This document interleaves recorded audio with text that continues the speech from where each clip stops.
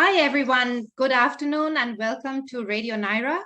This is Colon Cancer Awareness Month, and today we have a very special guest here with me. It's Dr. Valli Kodali from the Park Gastroenterology Clinic in Cary here, and it's a health and wellness topic straight from an expert himself. So stay tuned and let's welcome Dr. Kodali to the show. Hi, Dr. Kodali. How are you today? Good, Davina. Hello. Thanks for inviting me. And also I want to thank Radio Nyra for doing this initiative and this for this important cancer. Yes, I've read that it's one of the more preventable types of cancer. So I think it's very important to spread the awareness, especially in our community here. So tell us a little bit about yourself. Let's start by knowing how long you've been practicing in this field, what's the name of your clinic, and why did you choose this specialty? Yeah, hi. Yeah, I'm in practice for 25 years. And after I came to the United States, I had my training in New York. Then I went to Miami. I did special training for liver diseases. And I did my gastroenterology fellowship training in Michigan. And finally, I went to Mayo Clinic to do some special training. After that, I started my GI practice. And I'm in practice for the past 25 plus years. Oh, very nice. In this specialty, in colorectal? In this specialty, yeah. And okay. I'm board certified in gastroenterology. I see. So let's talk a little bit about colon cancer, as March is Colon Cancer Awareness Month. Tell us a little bit about this. Yeah, colon cancer is the third leading cause of cancer in the United States and is the second leading cause of cancer death in this country. And about 150,000 new cases are diagnosed every year. And a little less than 50,000 people die from this cancer every year. This cancer is to some extent preventable. And also, if caught very early, it's curable. 1 in 23 to 24 men and women develop this colon cancer over their lifetime. And as I said before, it's the most preventable, beatable, and treatable cancer if it is caught at a very early stage. Okay, and what's the name of your practice in Cary? Park Gastroenterology. We are located in West Cary. So are certain ethnicities or demographics more at risk for this kind of cancer? What would you say are the risk factors for developing this? Yeah, when it comes to ethnicity, African Americans are more prone for this cancer than Caucasians or Asians.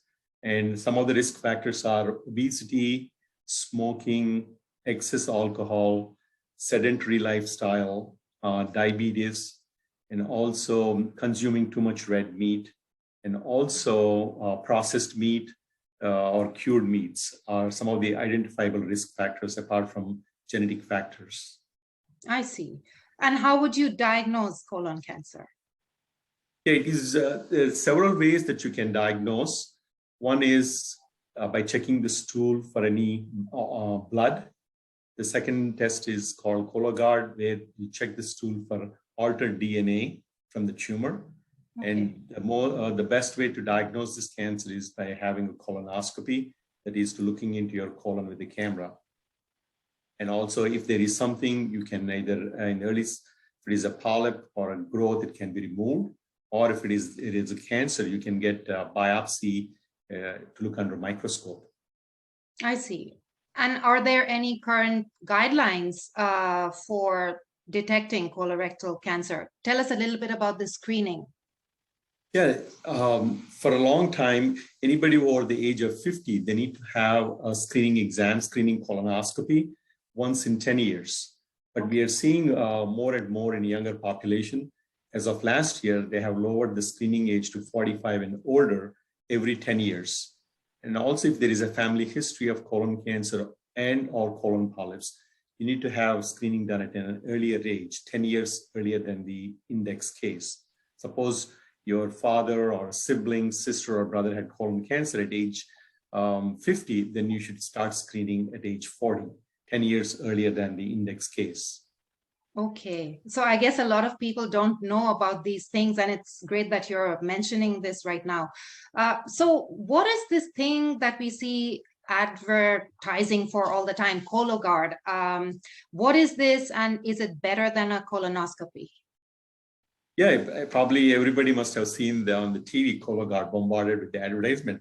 It is a good test. What it detects is it detects altered blood in the stool, as well as altered DNA from the tumors, especially colon cancer. It is an okay test. It detects colon cancer about 90 to 92% of the time. But the main drawback is it does not detect colon polyps very well. It detects maybe about 40 to 42%.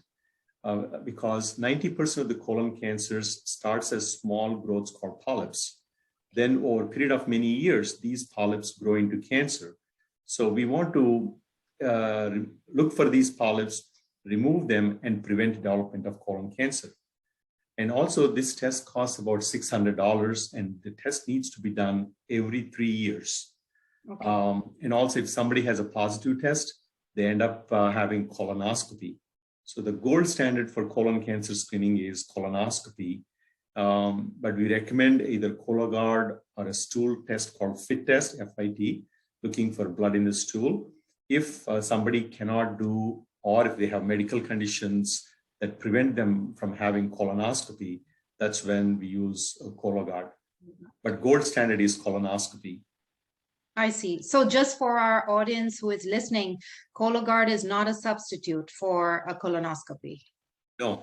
Cologuard detects colon cancer, but it does not, it has its false positives and false negatives. Right. Whereas colonoscopy, you actually look into the colon, not only detects colon cancer, but also finds polyps, and we can remove them then and there, thereby preventing colon cancer. And you need to have this done every 10 years, colonoscopy. Okay. So what do you think we as a community can do more about spreading awareness about this? I mean, you're the perfect person to say this to our audience. Yeah, the screening test is covered by all insurances. If you're 45 and older, this test is covered. Okay. And the unfortunate thing about this is only 50 to 60% of the eligible people are getting screened. So we have more than about 38 million or so are not getting screened, and they're eligible, but they're not getting screened. Our goal is to bring this screening to about 80% or more, so we can prevent this colon cancer by having colonoscopy. Our goal is to reach 80% or more. Mm-hmm. So do you think this is a marketing job about creating more flyers, brochures, getting out there in the community, spreading the word? How can we do this? Yeah, more awareness. I appreciate Radio Nyra doing this.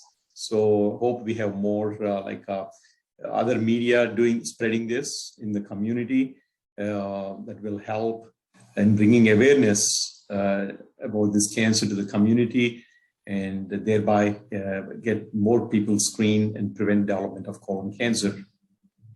And as a specialist in this field, what would your message be to all of us in the community today? Yeah, colon cancer is preventable. And if it is very caught early, it is treatable and curable. So if you're 45 and older, and talk to your healthcare provider about getting screened for colon cancer, and have this done every 10 years, starting at age 45.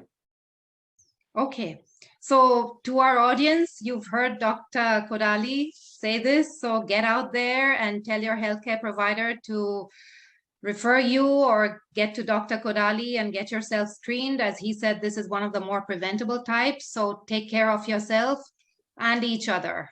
Thank you from us here at Radio Nyra, and thank you for listening to us. Thank you for joining us, Dr. Kodali. Appreciate your time. Thank you.